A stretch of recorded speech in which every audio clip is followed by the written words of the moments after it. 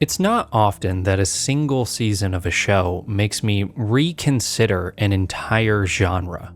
The world of true crime television is not one I've felt optimistic about for a long time. In fact, recently, I've really been stuck on the idea that true crime being interwoven with the entertainment industry has inherently negated the genre's potential. While the stories at play are much worth telling, it has been proven time and time again that exploitation is valued far more than respectful exploration, at least when it comes to turning eyeballs and a profit.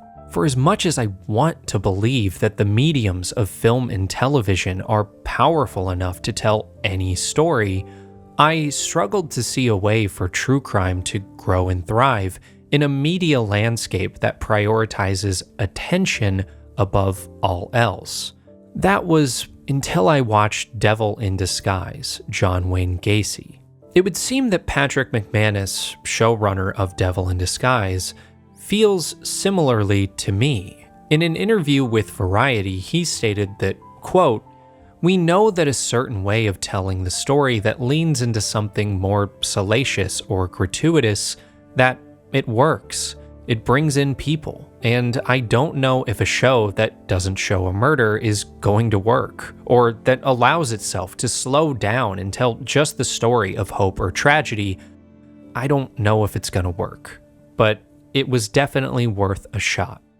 This intention is well and good, but obviously it does have to be backed up by the execution, and thankfully here it is. The most crucial thing that sets Devil in Disguise apart from others in its genre is the thing I have been trying to champion the idea of for years now: a victim-centered approach. We've seen the law's point of view in something like Mindhunter. We've seen the killer's point of view in shows like Netflix's Dahmer. But so rarely, if ever, have we gotten a show anchored by the victim's perspective. While Devil in Disguise does get a bit into the psychology of John Wayne Gacy and the methodology of the Des Plaines Police Department, what really grounds the show is the individual stories of various victims, namely Rob Peast, Sam Stapleton, Randy Reffitt, Billy Kindred, Billy Carroll, Dale Landingen, Timothy McCoy, John Butkovich, David Cram, Johnny Schitz, and Jeffrey Rignall. While the show is rooted in research and fact, like any fictionalized depiction of real-life events, there's a bit of reducing down these individual stories, displaying them more as vignettes than full pictures, and there are many assumptions about what was said or how these people felt. But I think the fact that the showrunners were considering things like what would these real people say or feel in these moments is in and of itself a measure of good faith. The show never reduces these people all the way down to being just a victim. Instead, it unflinchingly humanizes them, and in doing so, allows the audience to truly feel for them, to see them not as an audience surrogate, but as a fellow human being, one with dreams and struggles the same as the rest of us, someone so young with their whole life left to live, putting love into the world, yearning for love themselves, and navigating circumstances well beyond their control.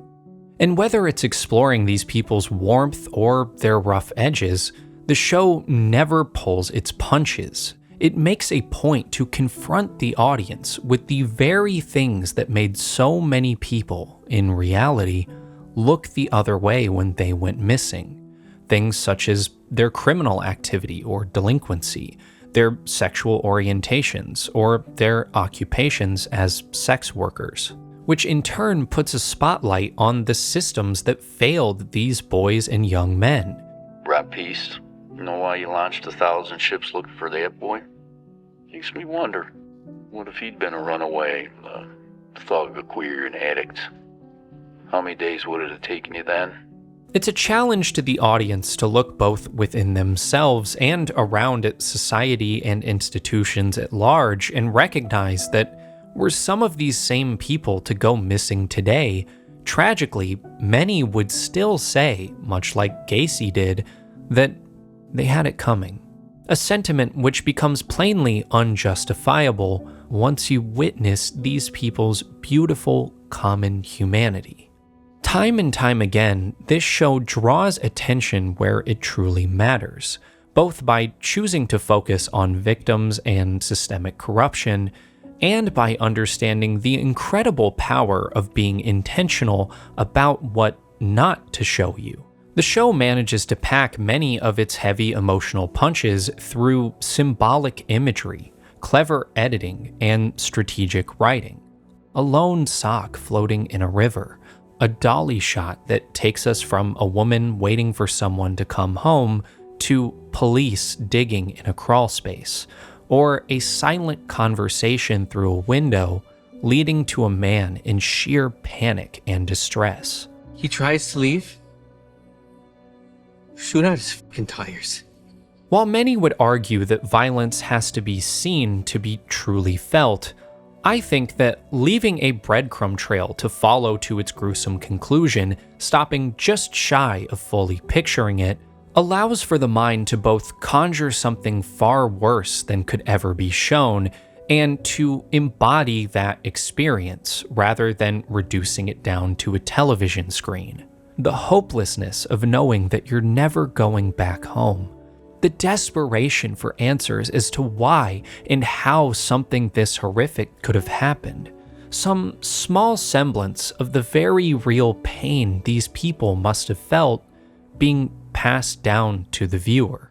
Then the show even takes this a step further by making the brilliant choice to conclude nearly every episode with a hard cut to archival footage and real photos of the victims, ripping the audience out of genre and putting them directly into uncompromising reality, keeping you on alert about what it is that you are watching, and never allowing you to dwell in the disturbing comfort of fictions for too long, and also not letting you gaze too heavily in Gacy's direction either. Even though his name is sadly the sales pitch for this series, in practice he feels more like an incidental detail than a focal point, used mostly as a tool to tell other, more worthy stories. Personally, what I find most fascinating and horrifying about people like Gacy is that they are human. They're not villains in the mythological sense. They're not supernatural. They're people, which is profoundly disturbing on an existential level. When it's at its best, Devil in Disguise fully understands this, humanizing Gacy in a way that only makes him more vile and pathetic. The manipulation and lies, as well as the narcissism, idiocy, and pure lunacy that fuel him, the grooming of his victims, that sudden vacancy in his eyes, human and terrifying.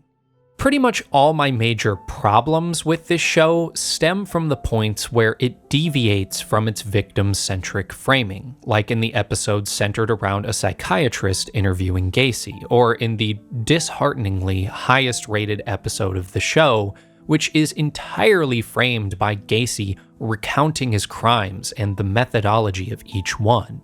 For me, there were enough context clues between the table littered with evidence, the pillory in his attic, the brief glimpses we get of his interactions with the young boys or the police, and of course, the stories from surviving victims and the families of the deceased, that I found that focusing at all on Gacy distracted from what the show does best, keeping him out of the spotlight and allowing the audience to feel the impact of these crimes without literalizing them. But I do think that even the show's missteps were taken with great care and consideration. All in all, this show gave me everything I ever wanted from this kind of true crime. But there's a question the show asks of itself and its audience that's really been gnawing at me. Is it ever enough? I'm just looking for a connection, a reason. Will there ever be a good enough reason? I think it is enough in the sense that this is a brilliantly thought out, expertly crafted, and beautifully tragic show that I think is more than worthy of your support. But is it enough to really get to the heart of the issues it's exploring? Could it ever hope to be enough to give the families closure or give society a renewed perspective on these crimes?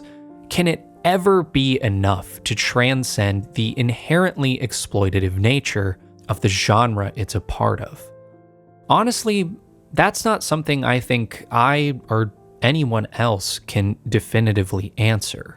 But I do think the show attempts to at least shed some light on these lingering questions. One of the biggest fictions in this show comes at its ending, where the families of victims are not allowed to witness Gacy's execution. While this is entirely made up for dramatic effect, as far as I'm aware, I think it points to a broader truth. John Wayne Gacy, as a spectacle, is something the victims' loved ones will never get to participate in, and they'll likely never get the closure that is often awarded to us by these narrativizations. No amount of uncovering or exploration can ever hope to fully satisfy in cases like these. I pulled 8 boys from that house who are still unidentified. We let them down. Where does it end?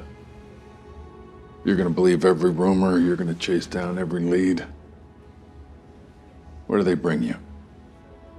Right back here. To this room. There will always be more questions, more what-ifs, and an unending supply of grief. But there will also be the memories, stories that can be passed down and live longer than any one person. It's at once harrowing and bittersweet, leaving me a bit conflicted, which, to the show's credit, is probably exactly how I should feel after watching something like this. So, with all that said, I think this show has officially made me realize that my discomfort with true crime will never go away, and that I should probably step back from it for a while. Maybe forever. But it's also made me realize that the stories told within the genre, and storytelling in general, can still have a tremendous power. And for both those realizations, I'm grateful.